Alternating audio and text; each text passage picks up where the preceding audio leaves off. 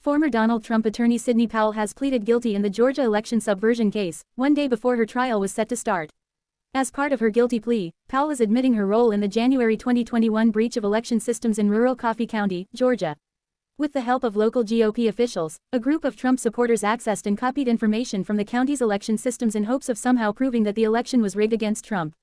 Fulton County prosecutors are recommending a sentence of 6 years probation. Powell will also be required to testify at future trials, write an apology letter to the citizens of Georgia, pay nearly $9,000 in restitution and fines and turn over documents. Trump, a co-defendant in the Fulton County case, does not appear in Powell's plea documents and was not mentioned at the brief plea hearing Thursday.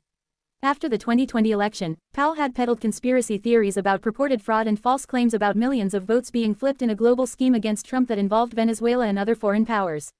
She is now the second person in the sprawling racketeering case to plead guilty. Bail bondsman Scott Hall last month pleaded guilty and agreed to testify at future trials. The other 17 defendants, including Trump, have pleaded not guilty. Powell admitted taking actions after the 2020 election, for the purpose of willfully tampering with electronic ballot markers and tabulating machines, and, with the intention of taking and appropriating information, data, and software, the property of Dominion Voting Systems Corporation, according to new court filings. Add feedback. She is also admitting to hiring a data forensics firm and sending its employees to Coffee County so they could unlawfully access government computers with the purpose of examining personal voter data, with knowledge that such examination was without authority, according to the filings.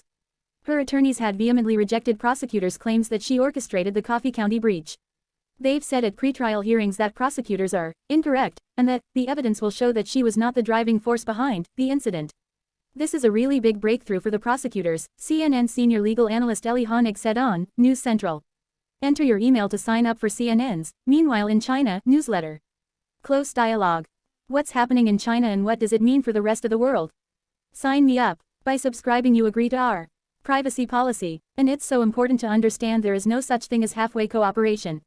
If you're a prosecutor, you would not enter into this deal with Sidney Powell unless you had been thoroughly convinced that A, she is telling the truth, B, she is going to be able to testify for you credibly in the way that you can put in front of a jury, and justify, and C, she is not going to be splitting hairs, added Honig, a former federal prosecutor.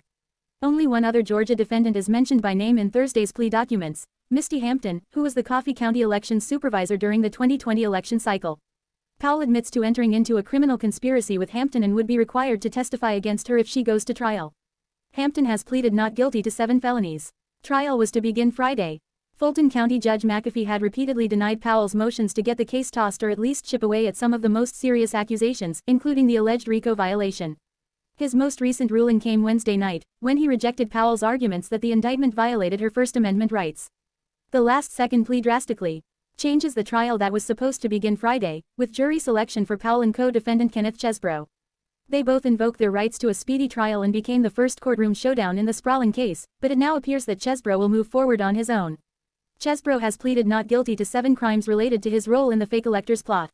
Legal jeopardy elsewhere. Beyond the Georgia case, Powell is still facing legal headaches. She is an unindicted co-conspirator in the federal election subversion case that special counsel Jack Smith filed against Trump. That investigation has still been ongoing in recent months, and has been continuing to scrutinize Powell, CNN previously reported. She has not been charged in that case. Additionally, Powell is facing massive defamation lawsuits from 2 voting technology companies, who sued her for falsely accusing them of rigging the 2020 election against Trump. The companies, Dominion Voting Systems and Smartmatic, filed the lawsuits in 2021, and the cases are still in the pre-trial discovery phase. This story has been updated with additional developments.